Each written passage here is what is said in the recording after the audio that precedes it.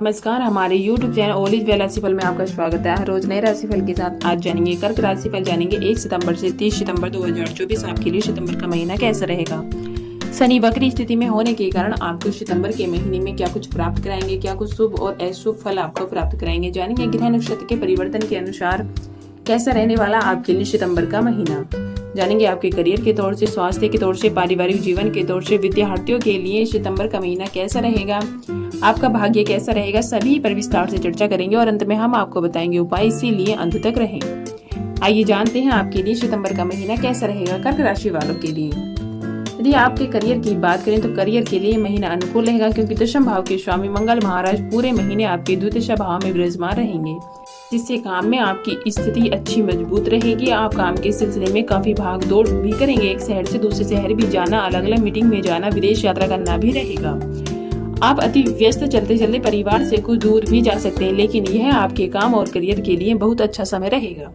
व्यापार करने वाले जातकों की बात करें तो उनके लिए भी यह महीना अच्छा रहेगा, लेकिन देश के विपरीत व्यापार करने वाले जातकों को सावधानी रखने की आवश्यकता होगी। शतम भाव के स्वामी शनि महाराज पूरे महीने वक्री अवस्था में अष्टम भाव में रहेंगे और महीने की शुरुआत में सूर्य महाराज दूसरे भाव में बैठकर शनि पर दृष्टि डालेंगे, जिससे आपको अपने व्यापार पर थोड़ा सा ध्यान देने की बेहद आवश्यकता रहेगी, अन्यथा आपको हानि का भी सामना करना पड़ सकता है।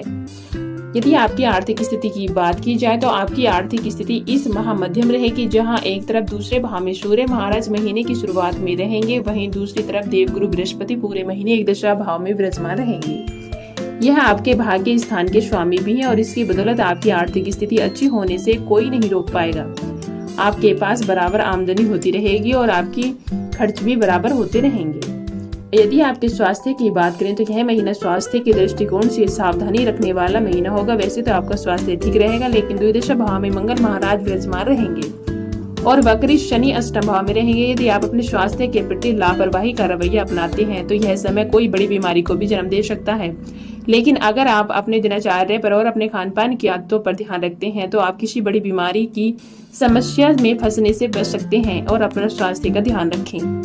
प्रेम और वैवाहिक जीवन की बात करें तो आपके लिए यह महीना अच्छा रहेगा। पंचम भाव के स्वामी मंगल महाराज महीने की शुरुआत से लेकर अंत तक आपके द्विदशा भाव में विराजमान रहेंगे, जिससे हो सकता है कि किसी आवश्यक कार्यवश आपके प्रियतम को दूसरे शहर जाना पड़े और कुछ समय के लिए आप दोनों के बीच दूरी हो, लेकिन देवगुरु बृहस्पति एक दशा भाव में बैठकर पंचम और शतम भाव को समान दृष्टि से देखेंगे, जिससे आपको यह लाभ होगा कि आपका प्रेम परिपक्व होगा और आप एक दूसरे पर निर्भर रहेंगे, एक दूसरे पर विश्वास बनाए रखेंगे।